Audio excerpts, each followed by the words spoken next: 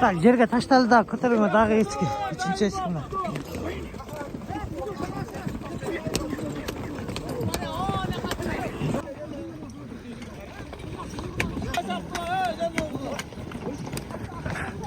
Kettat көтерілді. Қал кетті. Oğuz bu.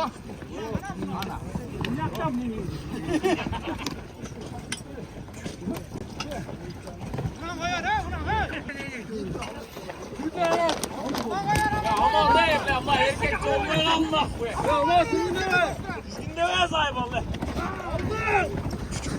Ket çıktı mı? Ay malanesine.